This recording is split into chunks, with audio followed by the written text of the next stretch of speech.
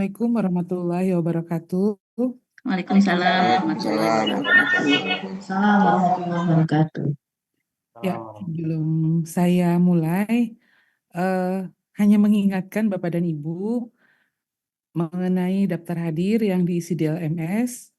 Materinya sudah dibagikan di LMS. Saya lihat apa namanya daftar mahasiswanya ada 15 ya, betul nggak? Ada 20, Bu. Oh, 20 ya. 20. Oh, Nambah. nambah Ya. ini.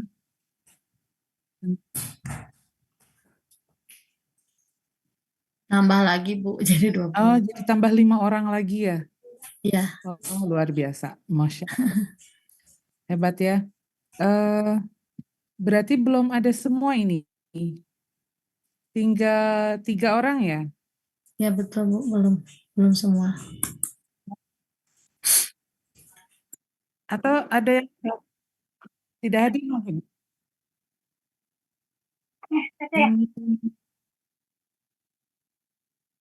Bentar. Coba saya lihat. Recording in progress. Nah, ada siapa aja kah ini?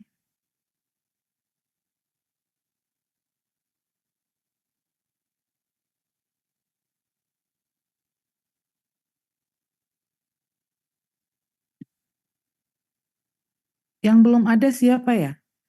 Di sini daftarnya masih 15. Karena saya belum ini LMS. Hadir.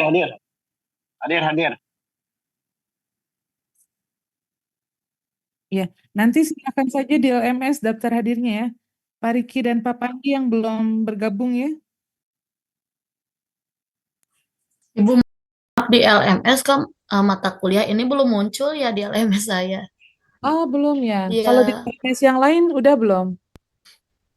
Di saya Sama, sudah, Bu. di saya belum muncul, Bu. Oh, nanti boleh menghubungi Bu Apipah ya. Ya. Tadi sudah WA, udah chat tapi belum dibaca mungkin, Bu. Iya. Mungkin sibuk ya. Iya. Nanti kami segera Iya. di. Iya.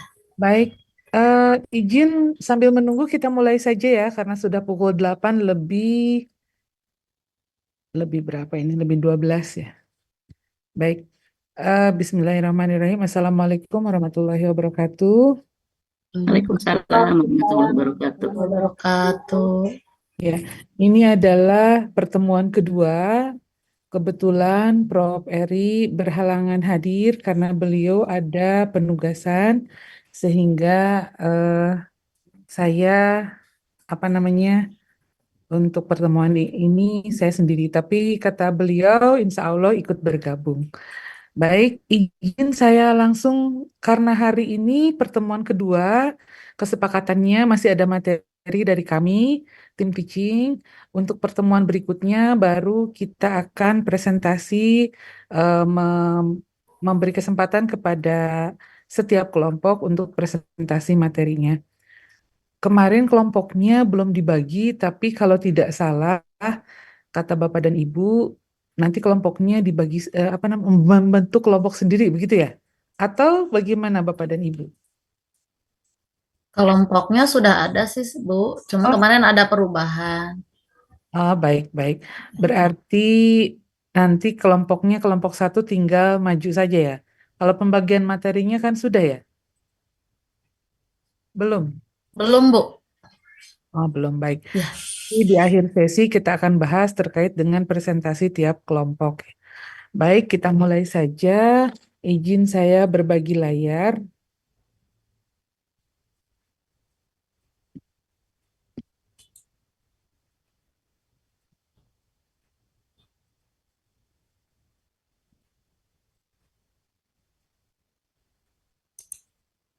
Ini materi utama kita untuk pertemuan kedua, hakikat proses membaca.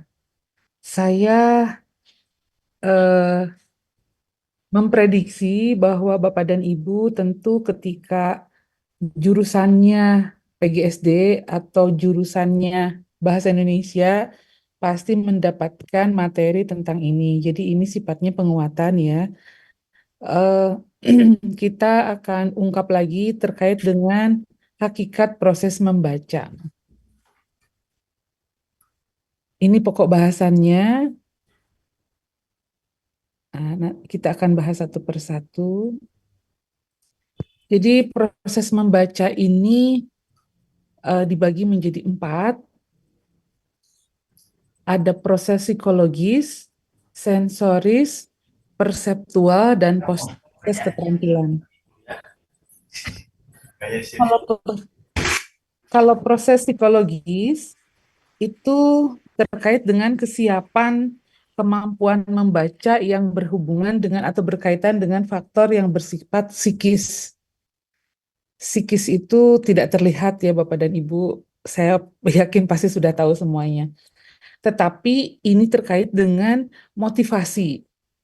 Secara psikologis, kalau di usia anak, kita melihat bagaimana minatnya, bagaimana latar belakangnya, sosial ekonominya atau status sosialnya di masyarakat, usianya berapa, dan intelijensianya bagaimana. Biasanya bisa dilihat di setiap anak. Jadi proses psikologis ini ternyata berkaitan dengan proses membaca. Ada beberapa anak karena pendidikan pertama dari seorang anak itu dimulai dari pendidikan keluarga. Kalau anaknya misalnya di rumahnya memang ada kondisi sosial ekonominya menengah ke atas, kemudian dia di rumahnya ada library, ada perpustakaan, kemudian ibu bapaknya membaca, kemudian dia juga dikenalkan dengan buku sejak bayi atau sejak balita, itu mungkin akan memudahkan karena motivasi, minat, dan budayanya atau lingkungannya secara psikologis sudah muncul begitu. Kalau proses sensoris ini terkait dengan indera. Karena proses sensoris ini karena proses membaca ini berkaitan dengan indera perabaan bagi tunanetra ya, dengan adanya braille itu. Dan kalau untuk yang normal, itu berkaitan dengan mata. Ini penting. Selain mata juga alat dengar, pendengaran. Ada beberapa anak yang kelas 1 itu sudah penglihatannya sudah terganggu.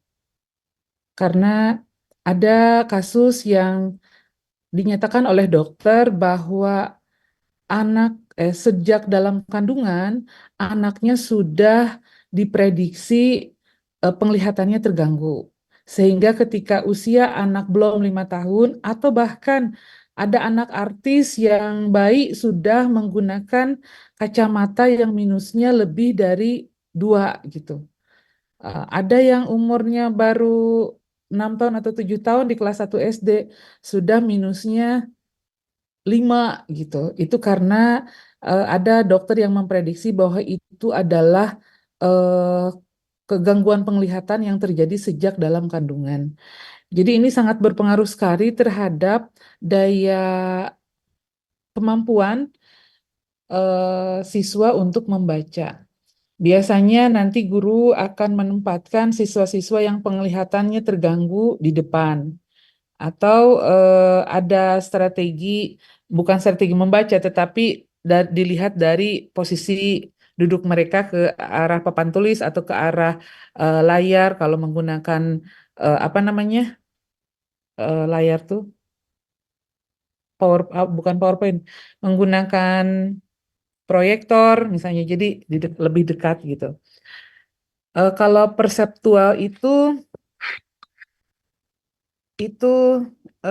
jadi membaca itu ada empat bagian. Jadi kesadaran rangsang visual, persamaan pokok untuk mengadakan klarifikasi umum, ada klasifikasi lambang-lambang, dan Satu lagi saya lupa itu. Nah, yang keempat adalah proses keterampilan. Karena membaca itu bagian dari salah satu keterampilan dalam berbahasa, maka prosesnya butuh latihan-latihan. Nah, apa yang disebut dengan fleksibilitas membaca? Jadi fleksibilitas membaca itu kondisi baca yang disesuaikan dengan strategi bacanya. Kalau motivasinya atau tujuan membacanya ini, berarti strategi bacanya apa? Kalau materi bacaannya ini, strategi bacanya apa? Nah, jadi eh, di sini strategi baca itu ada 4, tekniknya apa? Ini sebetulnya ketuker ya. Harusnya metodenya apa, tekniknya bagaimana, modelnya bagaimana, gayanya bagaimana. Karena teknik dan metode ini berbeda. Kalau metode itu misalnya metode skimming, tekniknya apa? Karena teknik itu berkaitan dengan prosedurnya. Prosedurnya bagaimana? Modelnya apa? Gaya membacanya apa? Nah, ada lagi yang kedua adalah yang selanjutnya adalah teori skemata. Teori skemata ini dikembangkan berdasarkan kebutuhan kalau seseorang termasuk yang pembaca awal, kalau membaca sesuatu tuh pasti dia sudah punya pengetahuan dulu di sini. Kalau siswa sudah punya pengetahuan misalnya ketika kelas 1 SD atau kelas 2 SD, mereka sudah punya pengetahuan bahwa yang bentuknya itu eh, panjang, empuk, itu guling misalnya. Kalau panjang, empuk, terus ya biasanya di tempat tidur itu guling. Jadi pengetahuan di sini sudah ada. Ketika kita berikan bahan bacaan atau teks bacaan, kemudian guling adalah eh, yang suka dipakai oleh kita ketika tidur, yang adanya di tempat tidur misalnya. Ketika dia sudah bisa membaca, dia sudah mengimajinasikan bahwa itu adalah guling. Jadi sudah ada pengetahuan di sini. Apalagi dibantu dengan gambar, visualnya ada. Jadi di sini peta kognitifnya udah ada. Teori skemata ini akan memudahkan siswa untuk lebih paham tentang apa yang ada di bacaan. Ini rajin aja sih. Ya,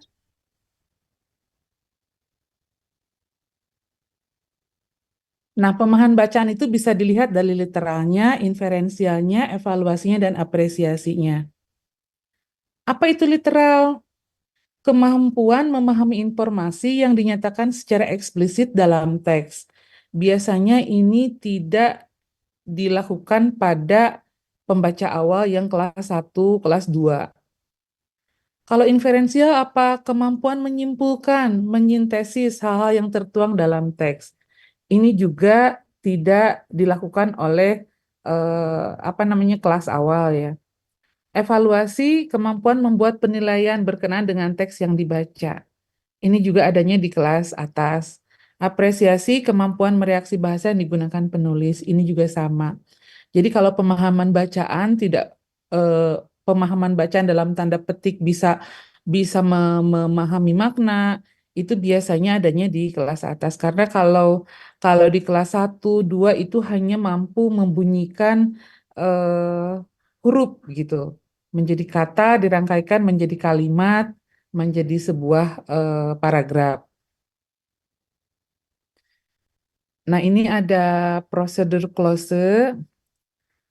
Kalau ini ada ininya ya, ada alatnya. Nanti ketika tingkat membacanya bagaimana, ini ada skornya. Nanti ini mungkin membutuhkan praktek untuk nanti kita lakukan biasanya berhubungan dengan CAM. Bapak Ibu sudah diukur belum kecepatan membacanya? Belum. Belum, Bu. Ya. Nah, Belum, Bu, Bu. ini Bur. ya, nanti ini akan dibahas kemudian ya. Nah, Bapak Ibu pasti pasti pernah mendengar ini, membaca kritis. Apa sih membaca kritis itu? Ada lagi membaca kreatif. Ada lagi ini otak ya. Strateginya bagaimana kita ulang dulu ke sini. Membaca kritis itu biasanya nggak dilakukan untuk anak kecil ya. Kalau membaca kreatif, dia itu sudah mampu, kalau membaca kritis itu kan dia bisa mengevaluasi, bisa memberikan respon, bisa menyimpulkan. Jadi biasanya kalau membaca kritis itu pembaca akan memberikan responsinya.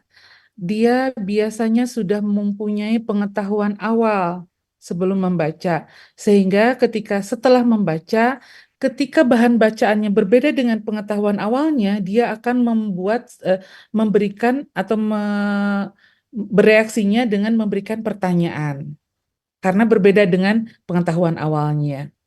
Ada hal-hal yang biasanya ini membaca kritis itu eh, orangnya juga biasanya kritis. Ada anak yang walaupun berbeda di sininya, pengetahuan awalnya dia dengan apa yang dibaca itu beda, tetapi dia memilih untuk diam. Ada yang begitu. Maka dia harus butuh stimulus, butuh motivasi dari orang tua atau gurunya di sekolah, sehingga dia terstimulus untuk kritis gitu. Kalau yang kreatif, dia kalau menarik simpulan dari fakta yang dibaca, dia mampu menyimpulkan. Terus apa yang dipikirkan oleh penulis, dia bisa praktekkan. Misalnya, kalau ibu-ibu tuh, kok jadi ibu-ibu ya? Kalau anak-anak tuh misalnya ada yang prosedural bacaannya. Ah, apa yang ditulis, dia praktekkan. Bisa jadi begitu. Itu kreatif. Kalau membaca kreatif sastra, sastra itu mimesis. Kalau mimesis itu sama tiruan, mimesis itu tiruan dari kondisi yang nyata di masyarakat, dibawa ke sastra dengan bahasa yang indah, dengan bahasa yang menyenangkan, sehingga anak-anak bisa asik membaca, anak-anak bisa meniru apa yang ada di fiksi itu yang disebut dengan kreatif. Ini adalah metakognisi. Ini ada cerebral cortex. Ini bahasa-bahasanya semuanya bahasa dari kedokteran yang ada, maksudnya yang menjelaskan tentang otak. Metakognitif itu apa sih? Kemampuan kesadaran dan kontrol terhadap proses kognitif. Kognitif itu pengetahuan. Jadi, metakognitif itu kemampuan yang ada di sini, informasi yang masuk itu kita simpan di metakognitif ini. Kemudian ketika sudah ada si metakognisi ini, si otak ini bisa melakukan proses berpikir. Kita merencanakan, mengontrol, memproses, serta menghasilkan sesuatu, metakognisi lah yang bekerja. Jadi perencanaan, kalau misalnya ibu bapak mau merencanakan apa nih yang akan kita berikan kepada siswa, itu metakognisi yang bekerja. Nah, ada membaca yang melibatkan pakai metakognitif, namanya VQ4R. Bahasa Inggris ini ya. Ada review dulu, question dulu, dibaca, refleksi, di-recite, di-review. Jadi prosesnya panjang sekali. Sepertinya ini tidak cocok sebenarnya untuk anak pembaca awal. Biasanya untuk anak SMA ini.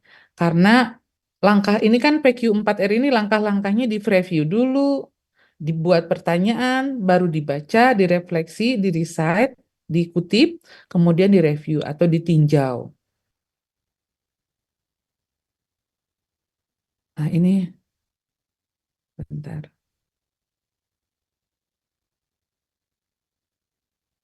Nah, ini yang masih yang tadi ya, yang memproses dulu, kita mempreview dulu, kemudian membuat pertanyaan, kemudian membaca, merefleksi, merecite, dan mereview. Kenapa nggak boleh ya? Nah ini. Ada prabaca, ada baca, ada pasca baca. Yang bacanya yang ini saja yang merah. Ini prabacanya. Ini pasca bacanya. Jadi sebelum membaca dia mempersiapkan dulu. Setelah membaca dia melanjutkan, masih memproses sehingga dia memperoleh pengetahuan dari bahan bacaan menjadi semakin utuh dan semakin paham.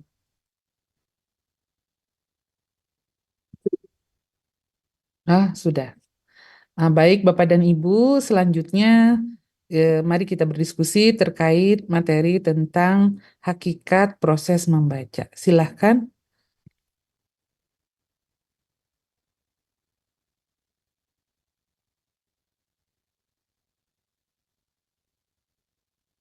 Nah, kalau tidak ada yang bertanya, saya yang bertanya Bapak dan Ibu. Eh, Proses membaca itu kita maksudnya menggali masalah apa yang diperoleh oleh Bapak dan Ibu di sekolah, kemudian kita sama-sama bagaimana solusinya atau kita diskusikan bareng-bareng. Yang pertama, saya melihat satu fenomena dan ini memang arahnya ke bisnis ya. Anak kelas 1 SD pada umumnya, bahkan di kota-kota kecil, itu diberlakukan apa namanya, les baca yang bayarannya lumayan besar. Bahkan biasanya SPP SD itu tidak apa-apanya dibanding bayar les baca saja. Betul nggak Bapak Ibu? Apa saya keliru? Iya, Betul, Bu. Oh, ya.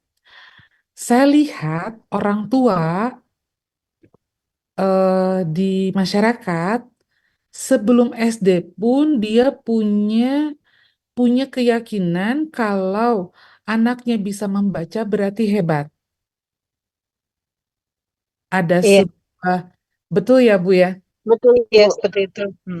Kalau ditinjau dari kajian ilmiah, apakah usia kelas 1 SD sepantasnya pas atau tepat mereka harus membaca lancar? Atau TK?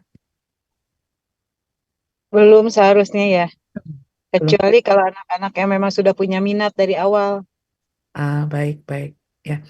Kalau meleskan anak SD kelas 1 untuk baca menurut Ibu tepat atau kurang tepat?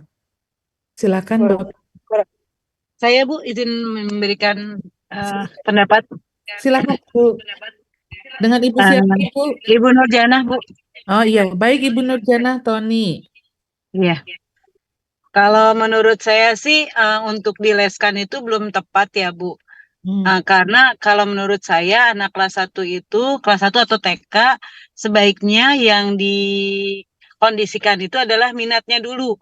Jadi minatnya mengajarkan membacanya itu tidak dipaksa lah, minatnya dulu kayak misalnya distimulus ya. Kalau pengalaman saya sih ya dulu anak-anak saya tuh distimulusnya dengan misalnya kita sering membacakan cerita, menyediakan buku-buku yang menarik, terus tontonan yang mungkin ada teksnya gitu gitu. Jadi akhirnya kalau bisa baca kan enak gitu. Karena pengalaman saya tuh kalau anak udah punya minat, kalau saya suka nanamin gini ke guru, kalau anak udah punya minat sebulan tuh kayaknya kelar anak-anak bisa baca gitu.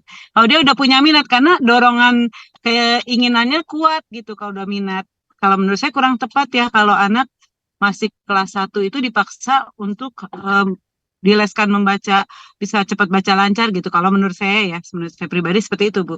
Jadi nanti soalnya biasanya kalau dipaksa dari kelas 1, nanti di kelas 3-nya tuh kayak mogok, Bu.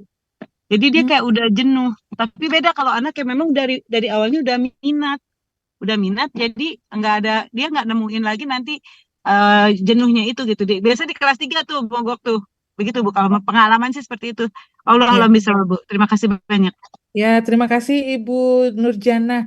Ini boleh jadi bahan penelitian karena ternyata tempat kursus semakin banyak, tetapi kalau saya sih bukan mau mematikan kursusnya ya, karena kursus itu bisa berkembang tidak harus kelas anak 1 SD. Iya, iya. Kenapa maksudnya? Kenapa sih kok tidak disarankan untuk anak kelas 1 ikut les membaca gitu? Saya penulis lagi Kalau baca. kalau menurut Ibu Nurjanah itu bermasalah di kelas 3 itu boleh dibuktikan secara ilmiah dengan melakukan penelitian Baik, bahwa Bu, baik. anak kelas 1 SD yang ikut eh, les atau bimbingan belajar membaca, mereka akan jenuh di kelas 3. Jangan sampai itu asumsi. Kalau dibuktikan dengan penelitian, maka itu bisa dijadikan dasar untuk misalnya pemerintah, untuk sekolah-sekolah tidak memberlakukan adanya les membaca eh, di luar atau bahkan di dalam sekolah. Tapi masalahnya, terus mereka itu harus ngapain supaya pintar misalnya? Apakah harus sama gurunya dipaksa di kelas supaya bisa membaca? Ataukah peran keluarga? Karena apa ada les, berarti anak kelas 1 SD tidak bisa membaca sehingga orang tua menyerahkan ke les. Berarti kan tidak mempercayai, mohon maaf ya, tidak Iya, mempercayai iya. sekolah Iya. bisa membuat mereka bisa membaca. Mhm. Nah, kalau dalam pandangan keluarga masyarakat, membaca itu anak TK itu kalau membaca tuh bagus tuh, Mhm. bagus. Padahal secara teori bagaimana nih anak kelas Mhm. berapa yang harus mampu membaca? Ini kayaknya ada nih di perkembangan peserta didik ya. Usia membaca itu kalau nggak salah 5 sama 6. Kesiapan mentalnya itu secara psikologis yang tadi Mhm. dibahas. Bagaimana Ibu, silakan tanggapannya, Bapak dan Ibu. Iya, Bu. Oh ya, Boleh berpendapat lagi, Bu? boleh, boleh. Tadi saya lihat Pak Panji udah gerak itunya kursinya. Saya jadi curiga Pak Panji mau ngomong. Mangga kalau mau Pak Panji dulu, mangga kalau mau Pak Panji dulu. Ya, silakan. Jadi gimana? Mau Pak Panji apa saya nih, Bu? Panji atau Bu Nurjana? Mangga Bu Panji dulu. Mohon, Mangga. mohon Pak izin, Panji. Bu. Ya, siap-siap. Sebenarnya sih, kalau saya kan bukan guru ya, Oh, cuman ya, tapi apa namanya, eh, saya hanya ingin apa sih namanya mendapatkan jawaban juga ya, barangkali dari apa namanya Prof. Mira sama teman-teman semua barangkali bisa menjawab. Jadi begini, kalau tadi kata Bu Nurjana, untuk baca di kelas 1 itu dikhawatirkan jadi bosan ya. Tetapi saya ngelihat buku-buku pelajaran di anak saya gitu ya di kelas 2, kelas 3 itu sangat berbeda ketika saya dulu SD gitu. Ketika saya dulu SD ya hanya pelajarannya itu hanya apa sih namanya masih standar ininya masih ini banget gitu. Kalau sekarang kan apalagi kurikulum merdeka, kalau seandainya tidak diajarkan baca dari kelas 1, khawatir malah kewalahan ketika di apa namanya kelas 2, kelas 3-nya gitu. Mungkin seperti itu barangkali bisa ada pencerahannya, Bu. Terima kasih. Mohon bentar, izin, Bu. Bu Nurjana, bentar. Saya pengen Ya. nanya dulu sama Pak Panji. So Pak what is Panji anaknya kelas ClickUp is an berapa? all-in-one productivity Sekarang kelas software 3. where you can manage Kelas 3. everything and anything. Berarti Pak Panji menggunakan buku dari CD, buku yang diterbitkan pemerintah, atau buku teks pendamping yang diterbitkan swasta? Yang dari Mengensi pemerintah, tali. ada yang dari swasta, Bu, Contohnya ya. adalah Saya alat penangkap cuma kaos, lupa akan untuk nama ikat bukunya. teknik ikat mengikat Oh, iya, iya. yang tangan ini dibelah Berarti Tuhan. Baiknya bacaan disajikan sekarang, ada salah. bacaan Itu bagi buku hingga teks ya, namanya titik buku teks variasi kalau yang menarik. dalam Betul. buku teks itu 5. dikeluarkan Halo oleh teman-teman, pemerintah, asik itu ikut penulisnya yang pertama ya, diakuisisi oleh tangan enggak pemerintah. Bukunya dinilai juga, ada tim penilainya. Saya adalah salah satu tim penilai buku teks pendamping, bukan buku teks utama ya. Kalau pemerintah itu namanya buku teks utama. Kalau pendamping itu diterbitkan oleh swasta, tetapi yang lolos penilaian dari Kemenristekdikbud. Nah, sekarang permasalahannya, katanya Bu Nurjana ini ya, ini kan fakta di lapangan. Kita bicaranya tentang apa yang terjadi saja. Bu Nurjana bilang ini mungkin di sekolah Bu Nurjana. Kita tidak bisa generalisasi, kalau di sekolah yang lain juga sama. Iya, iya Bu, iya.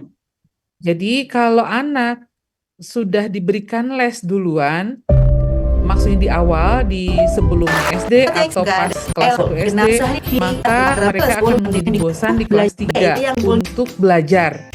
Nanti perjelas ya Bu Nurjana, untuk belajar Baik. atau untuk baca gitu. Baik. Kalau menurut Pak Panji, kalau tidak dipelajarin dari kelas 1 SD, mereka akan kesulitan memahami teks karena bacaannya di kelas 1 SD itu buku teksnya banyak. Berapa halaman, Pak? Saya lupa, Bu. Udah berat Artinya berat aja ya, Pak ya. Kadang-kadang kalau anak saya sudah pada besar, sudah kuliah. Jadi waktu dulu saya lupa lagi ya. Tapi intinya kadang-kadang waktu dulu saja ketika saya ditanyain anak saya, tidak semua pertanyaan itu bisa saya jawab karena ternyata ilmunya makin tinggi. Padahal saya sudah maksudnya udah Gimana nih? ya. Begitulah kira-kira kondisinya. Bu Nurjana Nih, silakan. di sana dekat parkiran motor itu. motor nih, Ah. sebelum parkiran Baik, motor. maksud saya begini, Bu. Ya. Anak yang dipaksakan minatnya belum tumbuh, Pokoknya tapi dari dipaksakan kedua dia ke untuk kiri, dari belajar kedua membaca gitu. ada Sementara dia bapak-bapak minatnya yang belum pakai tumbuh baju full biru gitu tuh. maksud saya. Itu yang menyebabkan nanti anak-anak itu kalau ini sih berdasarkan pengalaman aja ya Bu, belum secara ilmiah saya teliti lah gitu bisa Baik, dibilang. Siap. Jadi memang di lapangan itu seperti itu kondisinya kayak sekarang terus terang nih kayak kami nih kan digaung-gaungkan tentang transisi PAUD, di mana di situ dijelaskan anak-anak tidak boleh diajarkan membaca yang langsung kayak dulu kita belajar baca ABCD lah gitu, tapi Ya, dikemas dalam bentuk permainan supaya anak-anak tidak merasa dia sedang diajarkan membaca gitu kan. Tapi memang itu tadi benar kata Pak Panji. Sementara guru kelas 1 berhadapan yang tadi Pak Panji bilang memang buku-buku yang sudah berat gitu. Itu memang yang menjadi PR buat kami terus terang aja. Jadi antara transisi PAUD yang digaungkan dengan buku kurikulum nasional yang diterbitkan istilahnya, itu kadang-kadang nggak seimbang gitu. Itu emang terus menjadi PR Bu, PR buat kami lah, buat kami terutama mungkin kayak saya pernah menjadi pengurus transisi PAUD, kepala sekolah juga. Jadi pas ngasih tahu ke guru, guru-guru juga jadi bingung gitu ya. Jadi emang ini PR buat kami. Terus tuntutan dari orang tua juga. Kalau saya sih tadi saya bilang bukan tidak boleh mengajarkan baca, cuman lebih ke minatnya dulu yang ditumbuhkan. Kalau minat itu sudah tumbuh, budaya lah bisa dibilang membudaya, itu sebenarnya memang tugas orang tua ya yang lebih utama kalau kata saya. Di rumah misalnya difasilitasi gitu, ibu terutama. Menurut saya pribadi ya Bu, ini bukan berdasarkan ilmiah gitu, mungkin berdasarkan pengalaman. Saya juga dulu ngalamin Bu, waktu anak saya umur TKB kata orang-orang sekitar, ibu guru tapi belum diajarkan baca. Tapi saya selalu membacakan cerita ini gitu. Nah akhirnya dia pengen nih, dia udah mulai pengen. Itu benar Bu, saya alamin 3 anak ini. Sebulan saya ajarkan membaca itu alhamdulillah gitu. Akhirnya yang tadi hanya berdasarkan pengalaman, tidak mengalami kejenuhan lah istilahnya. Seperti itu, ini hanya pengalaman aja Ibu. Yang tadi alhamdulillah ini mudah-mudahan kata Ibu perlu diteliti ya. Mudah-mudahan menjadi bahan saya untuk secara ilmiah gitu membuktikan pendapat saya itu gitu. Jadi mohon tadi ke Pak Panji punten, bukan tidak boleh, tapi kalau saya berprinsip lebih utama tumbuhkan dulu hobinya lah bisa dibilang, minatnya, senangnya sama buku dengan peran orang tua. Kalau menurut saya ini lebih utama peran orang tua untuk menyiapkan fasilitas-fasilitas yang menarik buat anak. Itu aja mungkin Bu. Selain orang tua mungkin guru ya, guru kelas 1 mungkin. Guru kelas 1 jadi mengemas bagaimana agar anak-anak itu tumbuh minatnya. Karena maaf ya Bu, kalau di lapangan punten, ini kembali ke pendapat pribadi. Kadang-kadang bukan tugas guru ya. Kami mungkin kepala sekolah bagaimana ngerubah paradigma guru agar kurikulum yang ada perubahan kurikulum itu diterima. gitu. Kalau banyaknya kan sekarang gini, kurikulum berubah, tapi paradigma berpikir dan action gurunya tidak berubah. Jadi kalau menurut saya, sebagus apapun kurikulum, kalau tidak ada action atau paradigma berpikir gurunya yang berubah, itu kayak semacam bukan sia-sia sih, jadi kayak nggak nyambung gitu, Bu. Punten, itu mah pendapat saya pribadi ya, Bu. Belum saya teliti secara ilmiah. Terima Ya. kasih. Baik, terima kasih Bu Nurjana, bagus sekali. Pak Panji, bagus sekali. Tapi saya juga pengen ngedengar dari pendapat yang lain. Kalau boleh, di sini ada yang kelas 6 SD nggak? Saya, Bu. Saya, Bu, sama. Biasanya, mohon maaf ya, biasanya kita melihat dampak dari apa yang terjadi di kelas 1 itu akan berkesinambungan dengan yang di kelas 6. Apakah di kelas 6 itu hetero, semuanya bisa membaca, atau ada yang tidak bisa membaca, atau belum lancar membaca? Nah, bagaimana kondisi sosial ekonomi mereka kan harus dilihat dulu ya. Seperti kata Bu Nurjana tadi, ketika orang tuanya biasanya menengah ke atas, mereka tidak jadi masalah menyediakan library, membelikan buku bacaan di rumah. Tetapi ketika menengah ke bawah, jangankan beli buku, untuk bahan makanan pokok saja mereka masih berpikir, kan kita juga harus merata ya melihatnya. Nah, itu apa namanya, tantangan juga bagi keluarga yang sosial ekonominya belum stabil gitu. Mungkin bagi Pak Panji membelikan buku tidak masalah, tapi bagi yang lain kan lain lagi. Jadi tapi mereka sama-sama siswa SD gitu. Baik Ibu yang kelas 6, Ibu yang kelas 6, masa Ibu kelas 6 ya? Maksudnya ngajar kelas 6 gitu. Gimana Ibu? Silahkan pendapatnya. Baik, Bu, saya ya, mohon Ya, izin. Kulsum ya. Iya, betul Bu. Saya mengajar di kelas 6 itu memang ada beberapa anak yang belum lancar membacanya. Bahkan di tahun sebelumnya itu ada anak yang sama sekali hanya hafal huruf saja, tapi untuk menggabungkan menjadi sebuah kata, apalagi kalimat itu sulit. Nah, kemudian yang saya lakukan adalah saya lihat kondisi orang tuanya seperti apa. Karena memang ketika masuk ke ajaran baru itu kan kita mengelompokkan siswa yang memang kesiapan belajarnya sampai sejauh mana, kemudian dukungan orang tuanya seperti apa, dan memang ternyata betul anak yang tidak bisa membaca atau kesulitan membaca itu rata-rata yang dukungan prasarananya di rumah itu kurang. Kemudian dukungan dari orang tua kadang-kadang anak-anak yang broken home. Nah, betul yang disampaikan tadi oleh Bu Nurjana bahwa di kelas bawah itu harus memunculkan motivasi atau minat belajarnya dulu. Nah, sekarang itu kan dengan kurikulum yang baru, kita tidak terpaku pada buku sebetulnya, terpakunya pada tujuan pembelajaran. Dari tujuan pembelajaran itu, kita bisa menentukan bagaimana model pembelajaran, metode pembelajaran yang memang sesuai dengan karakteristik siswa. Nah, disinilah tugas guru, bukan hanya di kelas 1 saja, mungkin di semua kelas itu bagaimana mengemas suatu pembelajaran supaya sesuai dengan karakteristik siswa. Kalau memang kita dari kelas 1 sudah seperti itu, insya Allah nanti di kelas 6, di kelas selanjutnya itu akan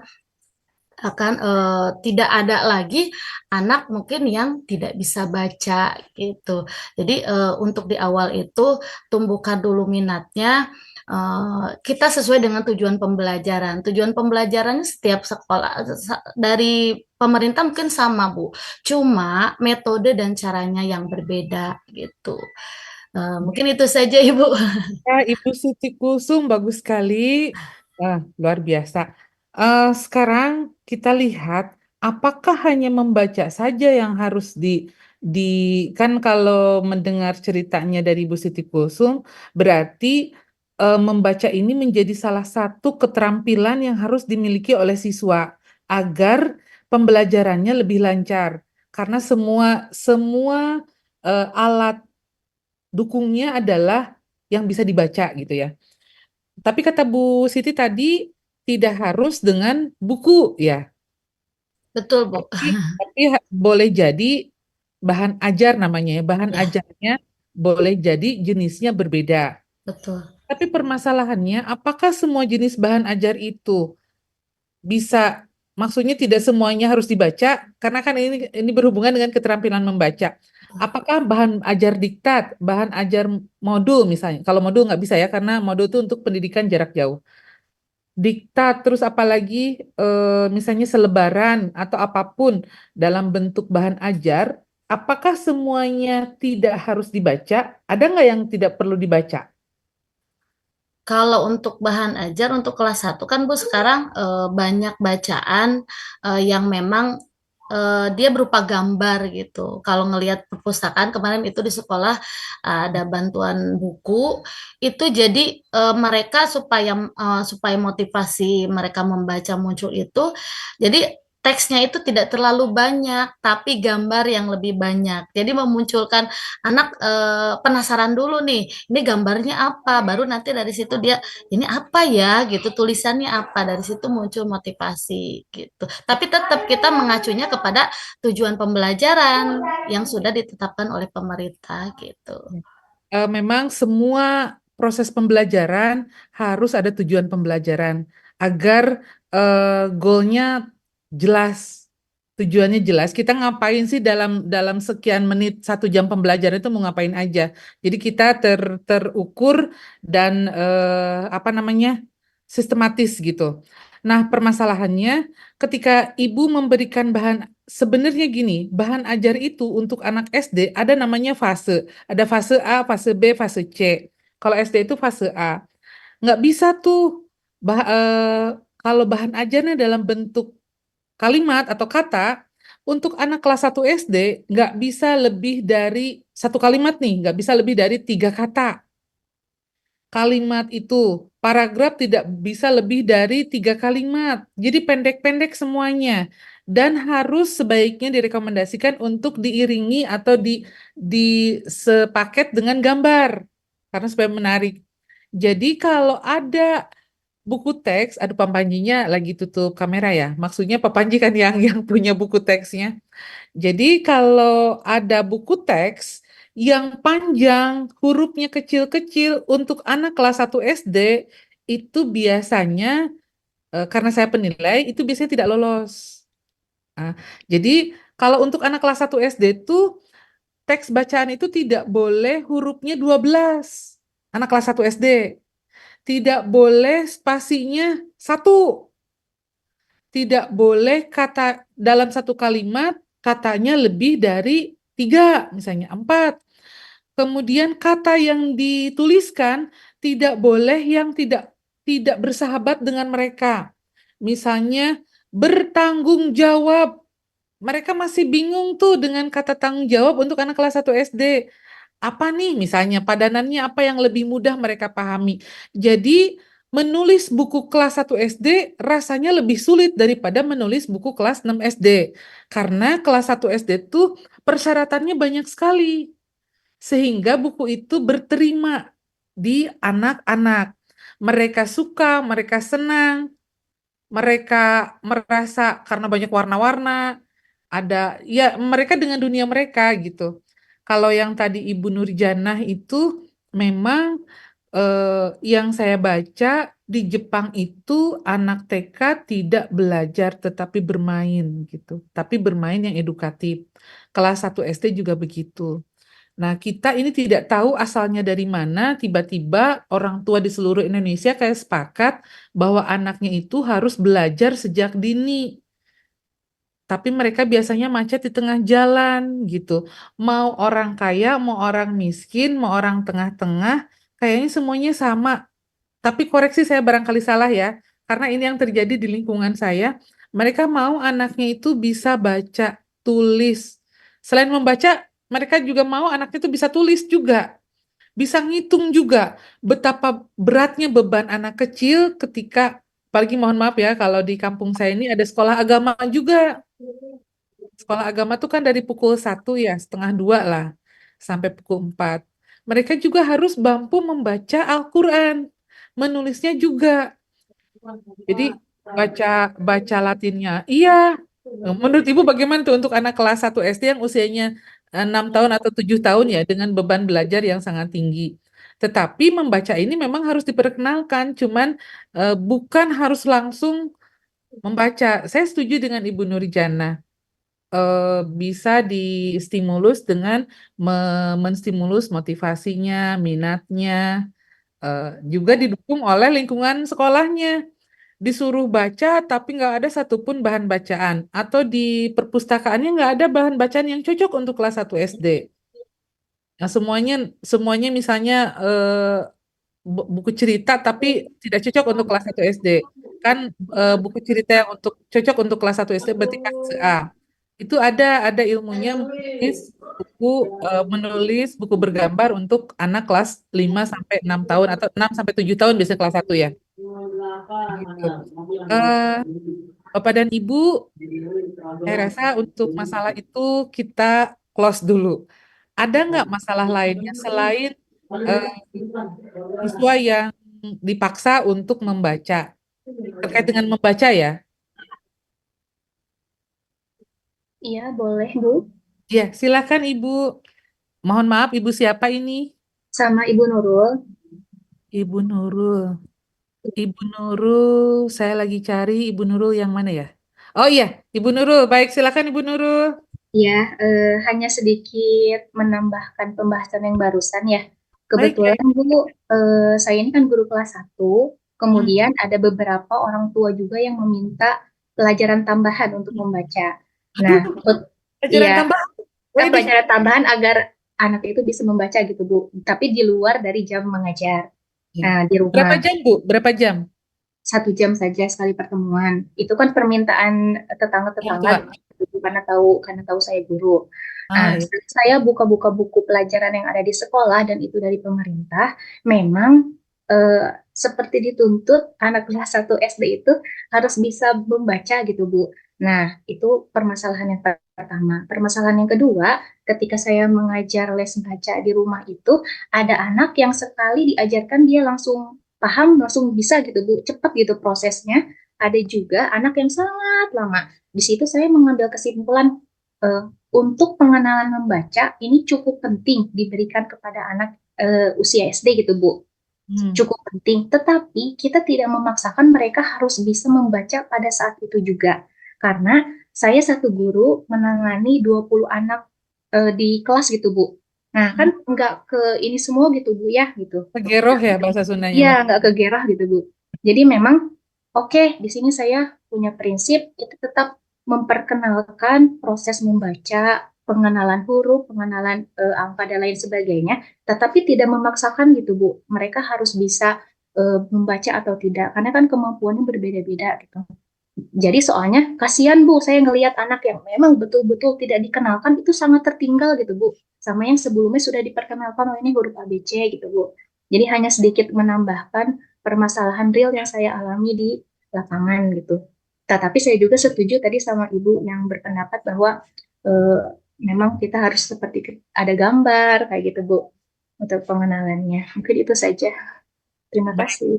terima kasih. Kalau Ibu Nurul eh, punya bahan ajar yang dibuat sendiri nggak?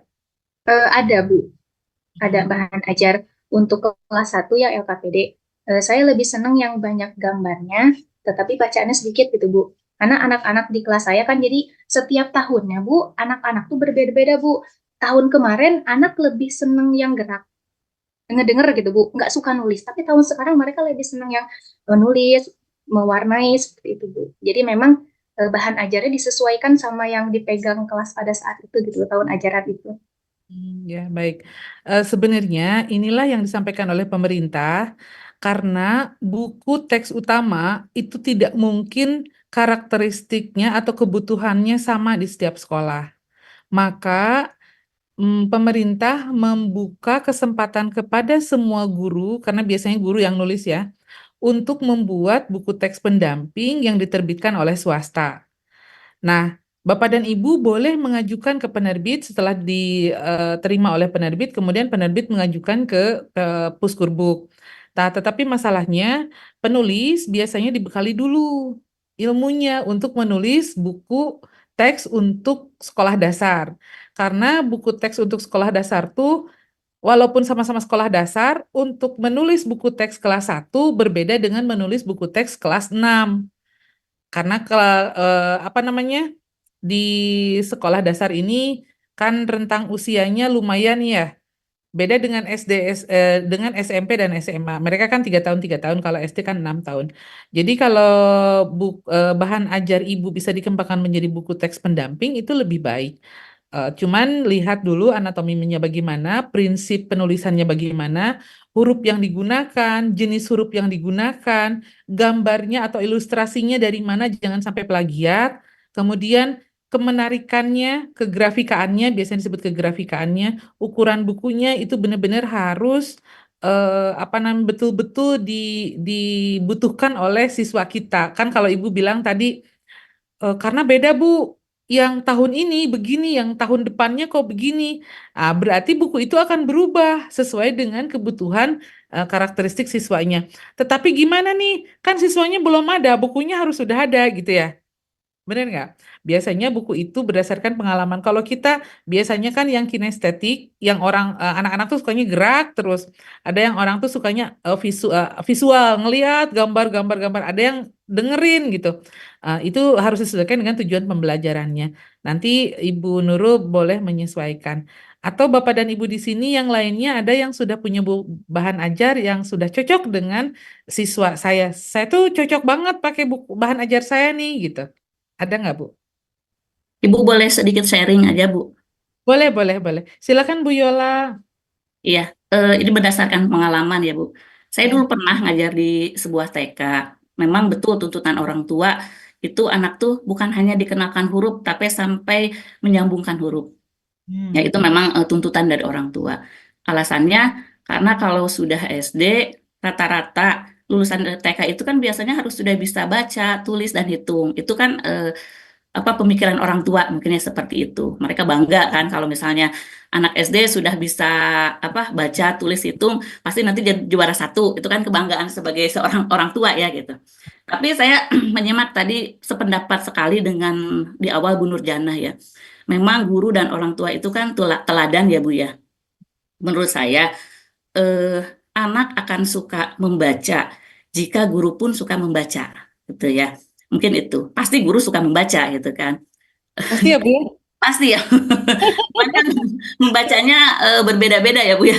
Ya, ya. Ada membaca materi dan Textbook. Oh iya, salah ya. kembali lagi ke kalau kelas, kebetulan saya di kelas 6 Bu ya. Seperti tadi yang disampaikan oleh Bu Kulsum, memang di kelas 6 itu heterogen ya.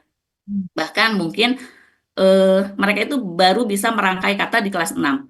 Entah itu mungkin, betul Bu, ada, entah itu mungkin apa, karena ketika saya tanyakan ke kelas-kelas sebelumnya, bukan berarti kelas-kelas sebelumnya itu apa ya, mengabaikan gitu, tidak, tetapi memang kemampuan anaknya itu loh, yang memang kan kita tidak bisa, Berbeda-beda ya. ya betul, kemampuan anaknya meskipun sudah digembleng di kelas 1, kelas 2, tetap aja gitu, jadi kan karena kurikulum Merdeka itu harus naik, jadi ditendang naik, naik, dan seperti itu. Dipaksa ya, dipaksa Iya, naik ya. betul. Jadi kan setelah di kelas 6, guru kelas 6 yang bingung sendiri. Jangankan untuk memaknai sebuah pertanyaan. Kan kalau ada pertanyaan kan mereka harus paham maknanya gitu kan. Membaca saja, kalau muncik Sunda mah Arab ap eureub eup ya. Masih Ya. masih meraba-raba. Ya, ya. Betul, masih meraba-raba. Nah, mungkin ini sedikit sharing. Kebetulan saya juga apa ya, punya program di sekolah namanya Samisata, Bu. 1 minggu 1 cerita untuk kelas 6. Saya memang meminta anak-anak itu yang awal itu menyukai membaca dulu. Ya, dari awal memang anak-anak mencari sebuah buku yang banyak cerita. Mereka nanti dari situ akan terlihat mana anak yang memang senang membaca, nanti punya hobinya kemana gitu, atau hanya sekedar mengikuti tugas saja. Nanti saya membuat, ini sudah berjalan alhamdulillah beberapa tahun ya Bu ya, saya buat namanya kartu ATM literasi gitu. Jadi di hari libur seperti ini kan kebetulan di saya hanya 5 hari, jadi Sabtu mereka off. Nah di hari Sabtu saya minta anak-anak untuk membaca 1 buah cerita. Cerita apa saja yang mereka ingin baca. Lalu mereka menuliskan kembali sinopsisnya, pesan moralnya, dan seperti itu. Lalu Itu kelas berapa, Bu? Itu kelas Kenapa, 6 Bu? ya? Kelas 6, Bu. Saya ingin menerapkan ke kelas lain, ke kelas 5. Cuman karena guru itu bukan pembuat kebijakan ya, Bu ya.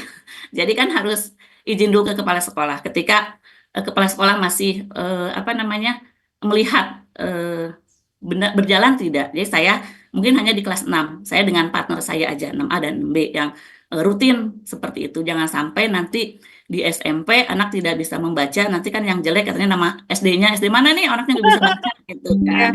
Ya itu kan sempat sedikit ramai ya. Ada ya, beberapa di SMP yang belum bisa membaca. ya. Makasih. Pengalaman saya tahun kemarin, nah anak yang eh, dia itu membaca buku, ya alhamdulillah Bu, saya memang senang nulis gitu kan. Ada buku beberapa antologi dan juga buku solo ya. Saya masukkan ke tiap kelas kerjasama dengan komite Bu ya. Jadi mereka, oh ini tulisan ibu guru saya gitu. Ya, kebanggaan Alhamdulillah, ya, Bu. betul. Dan alhamdulillah ada beberapa anak kelas 6 itu yang mengikuti jejak saya nulis Bu. Ah, Alhamdulillah, meskipun mereka masih saya buat kalau memang belum bisa ide sendiri, silahkan sinopsisnya. hmm, Ya, lalu saya buatkan sebuah buku kecil ya, buletin untuk eh, di dalamnya itu memuat karya-karya mereka. Mereka akan lebih tertarik sebetulnya seperti itu. Itu Bu, sharing sedikit. Lalu kembali tadi seperti yang Ibu sampaikan, betul. Saya juga sedang belajar membuat buku itu Bu, non-teks ya, bekerja teks sama dengan pendamping. iya, teks pendamping dengan penerbit. Untuk fase A memang ada beberapa kami membuatnya eh, dicampur dengan aktivitas, Bu. Jadi ada lembar aktivitas, ada ceritanya dikemas. Jadi supaya anak itu ketika membaca sebuah cerita di halaman berikutnya ada aktivitasnya yang berkaitan dengan cerita itu. Mungkin kalau untuk kelas fase A kami masih pakai balon itu, Bu. Jadi kata-katanya dikurung dalam balon ya supaya anak-anak lebih tertarik. Mungkin itu aja Bu, sedikit sharing dari saya. Terima Baik, kasih. terima kasih Ibu Yola. Ibu Yola di mana? Di Bogor? Di Bogor, Bu. Tajur, Ya, Bu. di Ngajarnya di Tajur, ya. Ya, iya. Baik, terima kasih Bu Yola. Saya yakin Bapak dan Ibu juga punya pengalaman yang sama menariknya. Cuman saya sarankan ke Ibu Yola untuk membuat bahan bacaan yang untuk SD, Ya, baik itu solo maupun antologi. Boleh juga ini teman-teman semua bikin antologi. Antologi itu sama dengan bunga rampai. Tapi kalau book chapter beda lagi ya. Book chapter itu edited book. Tapi nanti itu bahasannya nanti nggak ke membaca nanti. Tapi ini untuk bekal Bapak dan Ibu membuat bahan bahan bacaan untuk siswa-siswa sendiri, siswa-siswi sendiri. Kalau buku bahan bacaannya berupa buku teks pendamping, lihat di Permendikbudristek Dikti nomor 22 karena buku itu punya standar, ada anatominya. Jadi kalau Ibu bilang tadi, kalau saya ada aktivitasnya, kalau hmm, saya ada, itu tuh sudah ada standarnya. ya, Jadi ikut ke Permendikbudristek Dikti, ada di bagian bawah sekali di halaman terakhir di lampiran. Kalau Ibu mau menggunakan bukunya, mau membuat bahan bacaannya hmm, untuk anak SD tapi fiksi, itu ya, boleh. Anak-anak suka. ya, Nah, tapi harus dapat ilmunya tentang menulis buku bergambar untuk anak. Itu juga ada ilmunya, nggak bisa. Kalau untuk penerbit swasta bebas, itu tidak ada penilaian. Kalau yang saya biasa ikuti, Badan Bahasa biasa selalu memberikan kesempatan kepada guru-guru, biasanya ada lombanya. Nanti kalau kalau saya ada info, saya berikan ke Bapak dan Ibu.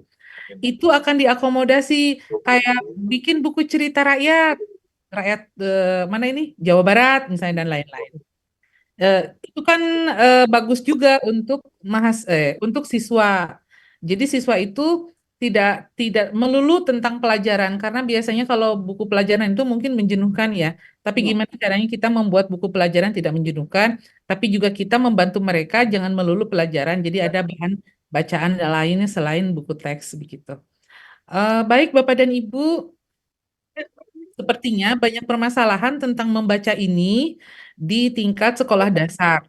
Tapi sayangnya, andaikan Bapak dan Ibu menangkap fenomena itu sebagai sesuatu yang harus dicarikan solusinya. Kelas nggak boleh. Kalau Boleh ya. Ya. Jadi sebaiknya walaupun Bapak dan Ibu belum ke tesis, boleh meneliti ini secara kecil-kecilan, namanya mini research. Tapi paling tidak Bapak dan Ibu bisa berkolaborasi dengan teman-teman. Saya nih punya masalah ini yang kayak tadi Ibu Nurjana. Itu menarik tuh. Ibu Nurjana bilang, kalau kelas 1 SD lesnya dipaksain, Pak Panji dipaksain ya, bukan kan ada yang dipaksain, ada yang enggak.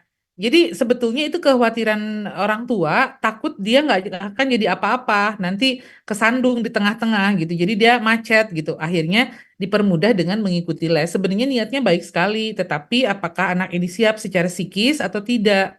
Karena ada beberapa anak yang tidak suka belajar gitu. Mohon maaf, anak saya itu tidak suka belajar. Anak yang pertama itu tidak suka belajar. Anak yang kedua suka belajar. Padahal ibu dan bapaknya sama, begitu ya. Tapi tetap ternyata anaknya berbeda. Ketika saya suruh les, selalu ada laporan dari guru lesnya. Kebetulan guru lesnya, maksudnya kita suka berkomunikasi. Kata guru les, anak ibu nggak masuk lagi. 1 minggu bisa full nggak masuk. Ini kenapa ini? Ternyata dia nggak suka. Sampai anak saya yang pertama ini mencari di mana ada kampus yang nggak usah belajar. Nggak ada, saya bilang. Semua kampus disuruh belajar, semua kampus ada tugas, semua kampus harus kuliah. Beda-beda orang, beda-beda anak, beda-beda ini, apa namanya, gaya. Tapi anak saya yang satu, kelas 1 SMP, dia udah bikin buku. Kan timpang banget ya, padahal dari rahim yang sama. Gitu. Budayanya di rumah saya memang saya misalnya biasakan banyak buku dan saya suka ajak setiap minggu ke Gramet atau ke toko buku kalau nggak ada Gramet. Jadi ternyata walaupun budayanya sama hasilnya tetap bisa jadi berbeda. Itu ya kadarullah mungkin ya segala sesuatunya. Tapi paling tidak kalau Bu Nurjana bilang saya menangkap fenomena nih karena saya yakin Bu Nurjana bukan 1 tahun 2 tahun mengalami itu ya Bu Nurjana ya. Itu mungkin pasti berulang-ulang bahwa kalau anaknya begini, pasti nanti begini, biasanya gitu ya. Ternyata pasti yang kelas 6 suka nanya, gimana sih kelas satunya si anak ini kok bisa sih sekarang Arab terbata-bata baca. Bapak dan Ibu, saya juga keheranan pertama kali saya ngajar di S1 tahun 2013 gitu ya. Tapi bukan di Unpad ya, maksudnya di tempat saya yang dulu. Itu anak kuliah, ketika saya minta tolong baca, percaya nggak Bu, tergagap-gagap. Arab itu Bu. Saya bilang, hah? Terus saya lihat tulisannya Bu, bukan ceker ayam Bu, bukan cakar ayam, tapi tidak terbaca. Kita kan jurusannya bukan eksak ya, bukan dokter ya. Di dokter juga ketika nulis biasa kan nulis aja nggak cakar ayam gitu. Jadi kemampuan menulis dan kemampuan membacanya itu benar-benar di bawah. Kemampuan berbicara gimana? Karena anak juga kemampuan berbicara itu kan kita motivasi untuk berani berbicara. Ternyata juga sama. Jadi kadang-kadang 3 keterampilan ini juga perlu dipertimbangkan dari kelas awal gitu, dari kelas 1 SD, bahkan dari TK ya. Karena 4 keterampilan berbahasa, menyimak, berbicara, membaca dan menulis itu tetap sangat berbeda. Biasanya orang yang pertama kemampuan orang itu kan pertama apa dulu Bu? Ketika anak lahir itu dia bisa apa Bu? Bicara. mendengar. Mendengar, menyimak ya. Menyimak dulu. Ketika menyimak, dia dengar ibunya bilang mama, maka dia meniru. Maka langsung berbicara, bisa berbicara. Ketika sudah berbicara dan mendengar, dia membaca. Membaca dulu sebelum menulis ya. Jarang yang menulis dulu terus membaca. Nah, ternyata kemampuan membaca ini yang paling memberikan, kan pengetahuan yang input ke otak yang tadi metakognisi itu didapatkannya dari mendengarkan dan membaca. Maka berbicara itu modalnya dia sering mendengarkan dan dia sering membaca, maka dia pasti jago bicara. Tetapi kalau dia cuman bisa berbicara aja, tidak mau mendengar dan menyimak, pasti ngomongnya ngelantur. Biasanya gitu ya, Bu? Bapak? Jadi kemampuan membaca menjadi sangat penting ketika kebutuhan di fase berikutnya mereka harus memperoleh pengetahuan melalui membaca. Berarti tapi strateginya bagaimana? Kalau tadi strategi yang tadi itu kan itu untuk lanjut ya. Strategi untuk anak SD nih supaya eh, mau membaca berarti harus disiapkan dulu secara psikis. Kalau Bu Nurjanah bilang lingkungannya, budayanya. Jadi kalau di kelas tidak ada buku, tapi anak-anak disuruh membaca, membaca apa? Kalau Ibu Yola menyediakan, berapa Bu? Menyediakan buku ya Bu ya di kelas ya? Iya, Bu. Ada pojok baca, Bu. Nah, pojok baca. Kalau nggak salah pojok itu bagian dari YLS ya? Iya, Bu. Ya, kalau itu jalan emang efektif. Tetapi apakah setiap kelas jalan? Itu pertanyaannya. Kalau kelasnya nggak jalan dengan sudut baca itu, kemudian tuntutan kita tinggi, tuntutan orang tua juga tinggi, itu apa namanya tidak sinkron ya. Tuntutan kurikulum juga tinggi, itu semakin tidak sinkron lagi. Baik Bapak dan Ibu, sepertinya waktunya sudah habis ya.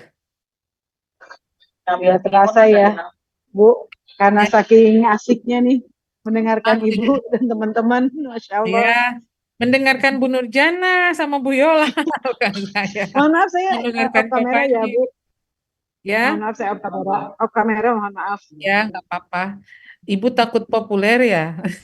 Kalau Bukan, Bu, ini lagi di tempat ini, Bu. oh iya Yang iya. nikahan. Oh iya iya iya. Aduh, masih mau Zoom. Terima kasih banyak. Ini Sama Pak Riki, sama Bu ini juga nih, sama suaminya Bu Yola. suaminya Bu Yola yang mana? Kepo Nih, dong. ada Bu, teman Udah saya. lulus, Bu.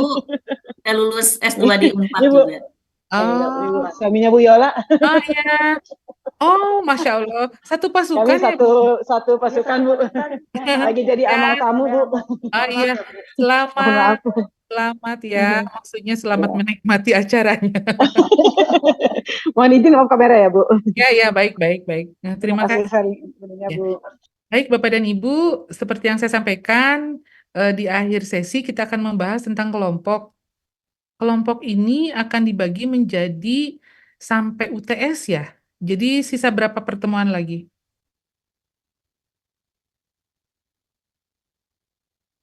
UTS itu kan 7, 8 UTS ya. 7 sudah 2, berarti 5 ya. 5 kelompok betul nggak? Ya.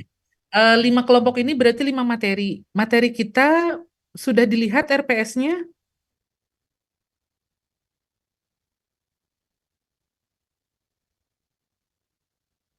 Sebentar saya buka dulu RPS-nya. Saya sudah buka tapi bentar ya, di manakah gerangan?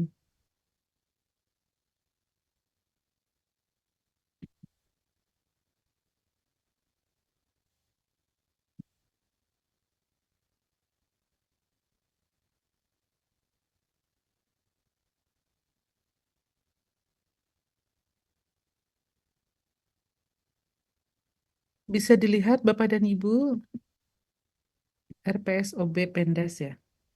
Ini pertemuan kita yang 1-2 ya. Ini Bapak dan Ibu mohon berkenan untuk isi kehadirannya ya di LMS. Kemudian minggu depan itu ada pertemuan ketiga dan kelima sampai kelima. Ini materinya. Nah, ini kita mau membahas tentang jenjang pemahaman bacaan secara literal. Eh, ini ada 3 materi. Materinya ini. Bentar. Kalau saya nggak bisa kelihatan. Nah, ini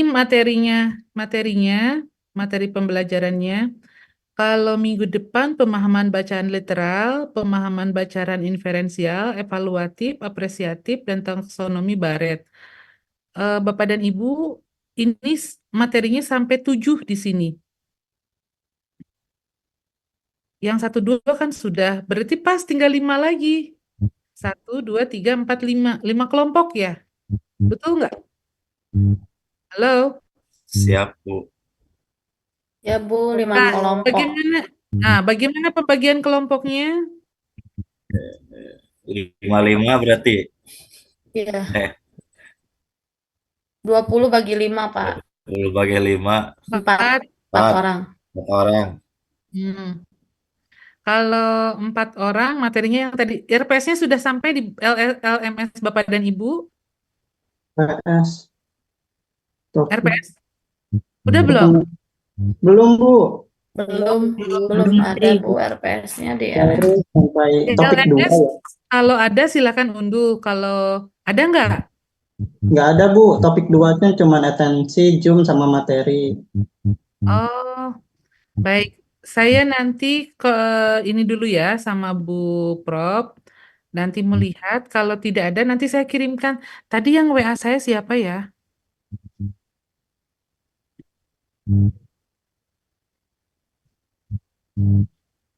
PJ-nya mungkin Bu yang WA Ibu.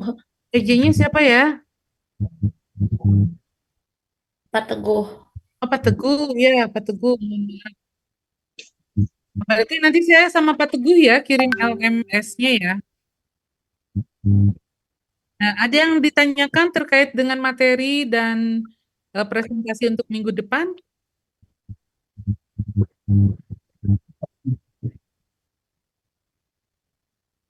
Ya, baik, betul, betul.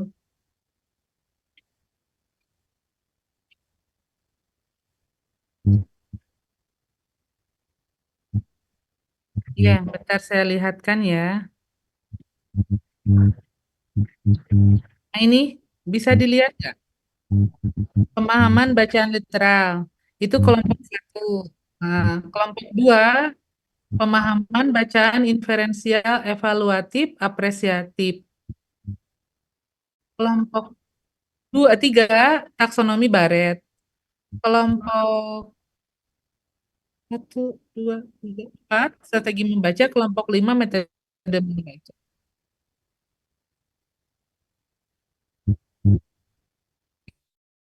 Gitu ya Bapak dan Ibu. Yang lain ya. Yang sebagai setiap.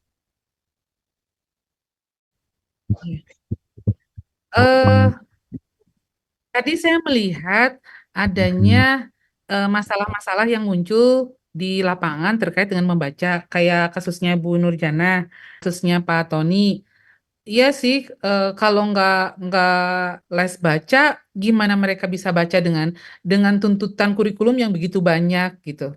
Tapi kata Bu Nurjana, ya, tapi kan apa namanya kalau kalau maksudnya anak-anak kecil itu kan harusnya bermain gitu ya. Cuman kata Bu Nurjanahnya udah pergi ya. Bu Nurjanah. Ada Bu, masih ada Bu, masih ada. Jadi intinya ada masalah nih di lapangan dan itu sangat butuh solusi.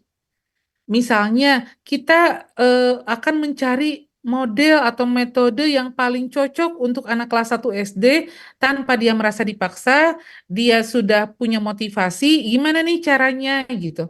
Atau ada solusi-solusi lain berdasarkan teori, berdasarkan penelitian orang lain, dan lain sebagainya, yang Bapak dan Ibu boleh jadikan sebagai sebuah artikel.